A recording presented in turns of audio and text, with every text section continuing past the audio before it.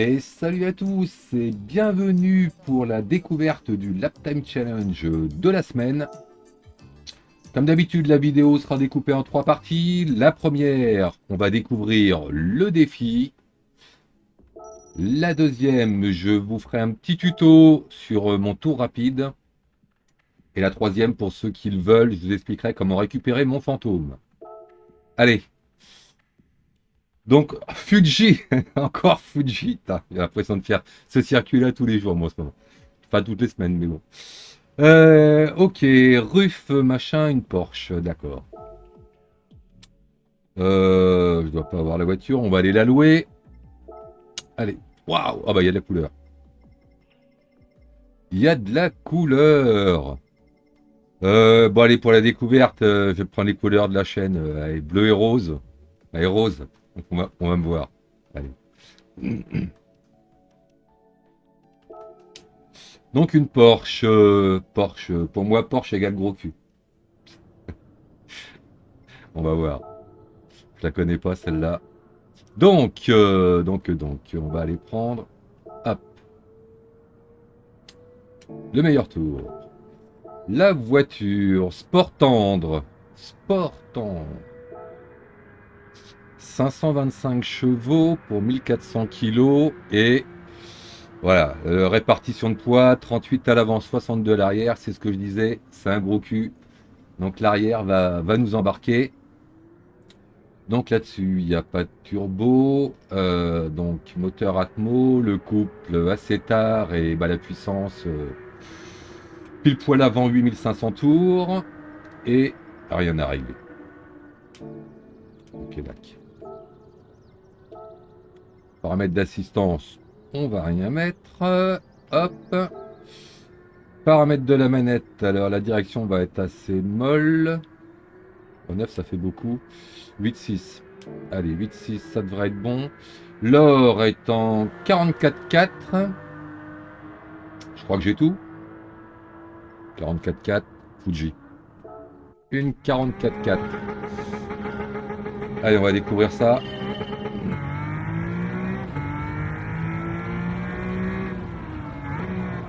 Ouais, sous virage.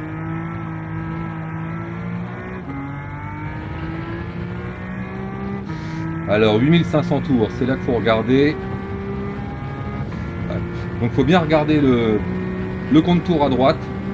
Parce que vous voyez, le problème c'est qu'elle est au rupteur tout le temps. Si on change au moment du rupteur, bah déjà là, en fait, je change trop tôt les vitesses. Il faut bien regarder où est-ce qu'on doit changer les rapports.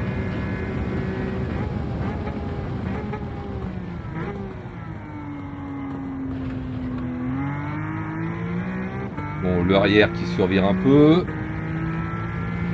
Ah, je pense que je coupe trop tôt les rapports. Attention sous virage.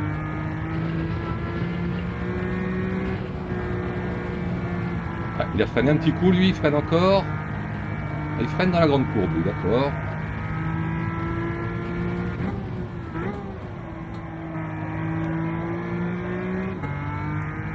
Ah, j'ai perdu du temps là. J'ai eu peur que l'arrière survire. Ah ouais, il faut bien la pousser, hein. Le rupteur il est loin.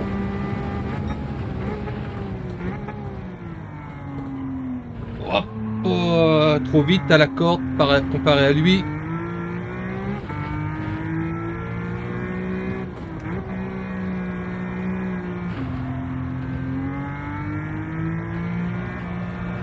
Sous-virage.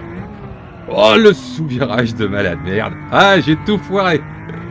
Dommage. Ici, je vais essayer de me méfier. Eh ouais, je me fais embarquer quand même.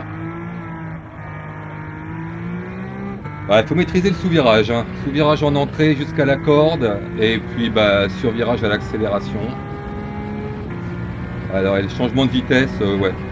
Faut apprendre à quelle vitesse faut changer les rapports. 44,4. Bon, bah, c'est bon, c'est l'or. Allez, je fais un deuxième tour pour voir.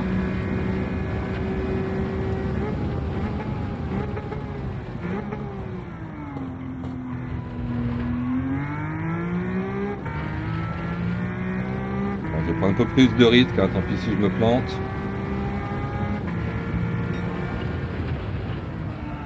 Ouais, ben c'est le cas.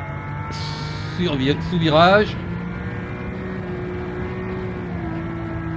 Et là, encore une fois. Ouais, j'ai voulu passer plus vite. C'est pas bon.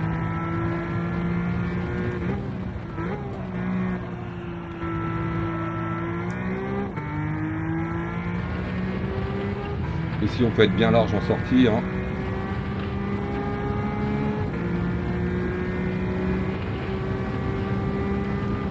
Ouais, il avait freiné plus fort que moi tout à l'heure, lui. Mais je m'arrête là, le con. Ah, j'ai trop voulu faire comme lui, je me suis arrêté.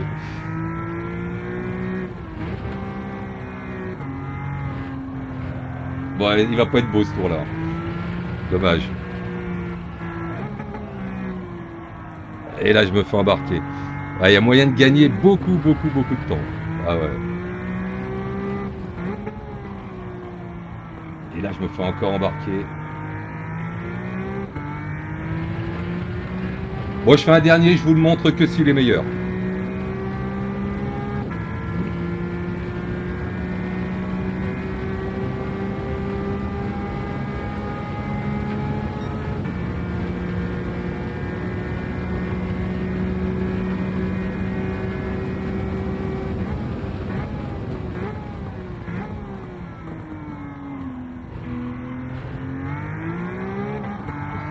Eh ben, il l'est pas. Je vous l'ai laissé quand même, il l'est pas. Allez. Bon, c'est pas grave. On était sur la découverte. Allez. Donc, elle survire effectivement quand même un petit peu. Ouais, ouais, gros sous-virage. Faut être très gentil avec elle en entrée pour les sous-virages. Et puis à l'accélération. Alors par contre, elle n'a pas de turbo, hein, donc l'accélération, on peut quand même repartir assez fort, mais il faut faire attention dès qu'elle commence à partir. C'est la cata. Bien, eh ben écoutez, je vais refaire quelques petits tours, voir si je m'améliore pour vous donner les explications. Et pour vous, pour savoir si j'ai fait mieux, vous allez le savoir tout de suite. Hop, et donc finalement, j'ai fait un temps en 1,42 795. Donc lap time relativement facile. Voiture plaisante, avec deux gros défauts, mais qu'on maîtrise bien parce qu'en fait, elle surprend pas. Hein. Elle sous-vire énormément jusqu'à la corde, donc ça c'est classique pour une Porsche. Et puis bah, une fois qu'on a passé la corde, qu'on accélère, pareil, classique pour une Porsche, elle a l'arrière qui a tendance à survirer. Alors le fait que l'arrière survire, ça peut aider, parce qu'il y a des petites épingles, je vous montrerai, avec un petit coup de gaz, ça permet de faire pivoter la voiture un peu plus rapidement et de gagner du temps sur les épingles. Après, elle glisse, vous avez dû voir, je vous montre derrière, j'ai fait du drift, pourtant j'aime pas ça. Donc il y a moyen de la foutre en drift, et puis en plus elle tient bien. Bon, c'est pas comme ça qu'on fait les meilleurs temps, mais bon. Voilà, allez, ben, je vous explique tout de suite, virage par virage, comment j'ai fait mon meilleur tour. Allez, on est parti pour le tour rapide. Donc le passage des vitesses sur cette voiture est important parce qu'on semble être au rupteur tout le temps, il faut bien le pousser. Donc la sixième, c'est à 252 km/h. Il faut apprendre hein, les 4, 5, 6 les km/h. Le freinage, je le fais un tout petit peu après le 200 mètres, en restant bien à gauche. Je rétrograde en ligne droite, fin de troisième. Au moment où je passe la seconde, je commence à m'engager vers la corde. Je reste freiné fort, puis je fais un freinage un petit peu dégressif en visant la quille. Donc là, je passe relativement près de la quille. On n'est pas toujours obligé de passer aussi près. Ce qui compte vraiment, c'est la sortie du virage. Dès que la voiture se redresse, je suis mi-gaz et ensuite j'accélère à fond en visant le vibreur, c'est-à-dire que je vais redresser tranquillement le volant pour éviter qu'elle survire.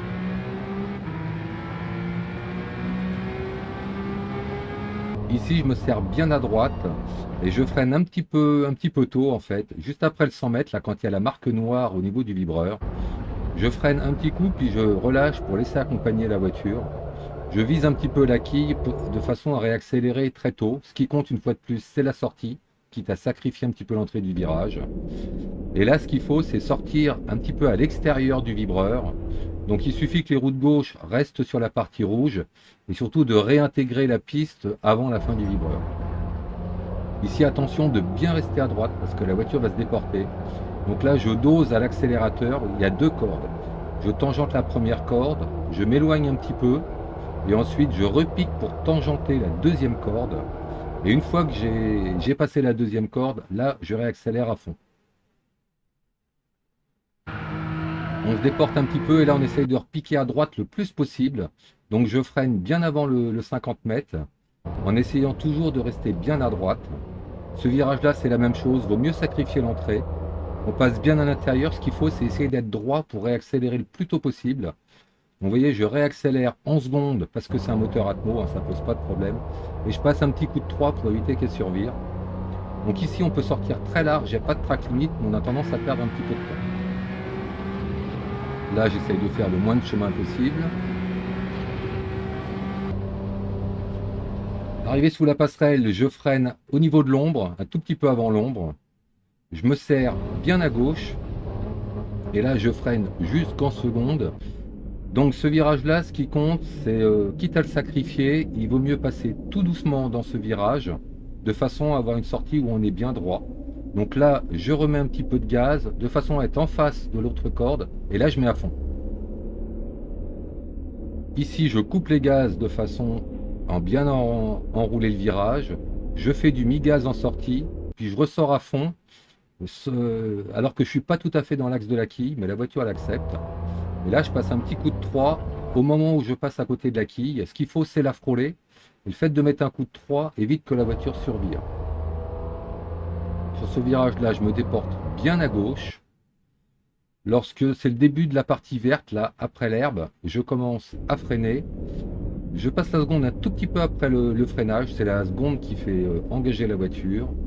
Je vise la corde, quitte à monter un petit peu sur le vibreur. Je passe la 3 avant la corde pour stabiliser la voiture.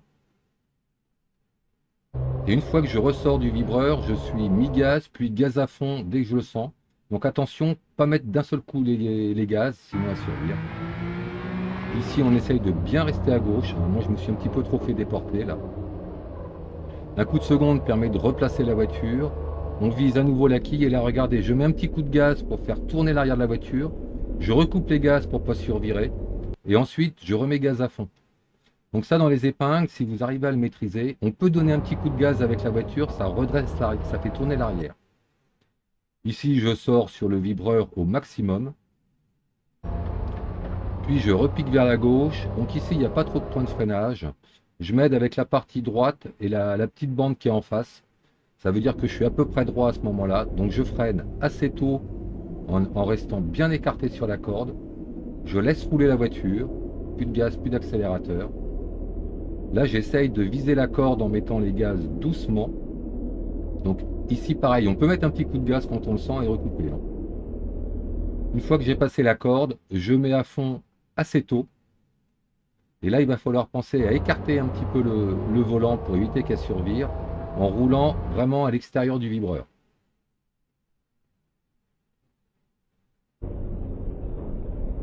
Ici, sur la sortie, donc c'est là que je vais vous montrer le passage des vitesses.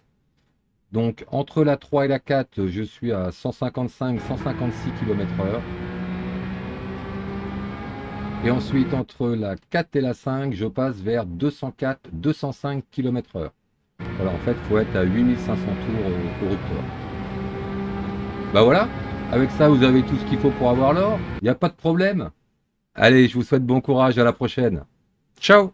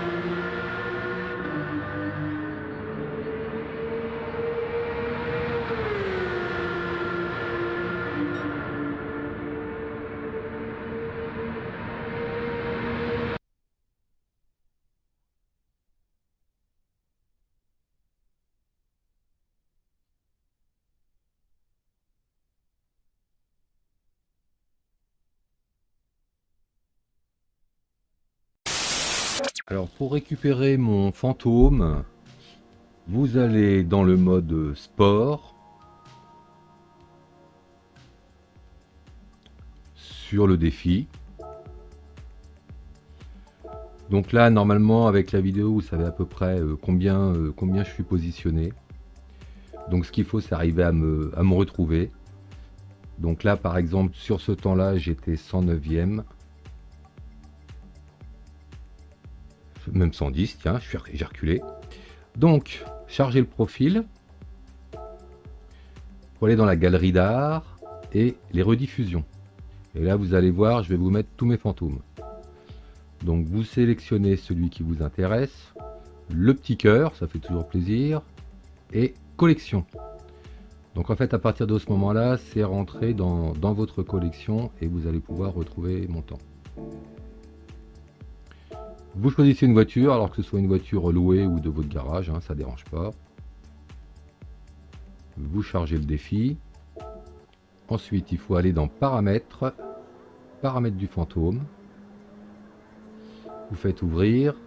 Là, vous avez votre temps, si vous l'avez enregistré. Donc attention, j'ai le même nom. Hein. Et à côté, dans collection, vous avez le fantôme que vous venez de charger. Voilà, donc en fait, maintenant, une fois que vous avez fait ça, c'est mon fantôme que vous allez voir apparaître. L'avantage que vous aurez, c'est que avec mon fantôme, je vais beaucoup moins vite que les meilleurs.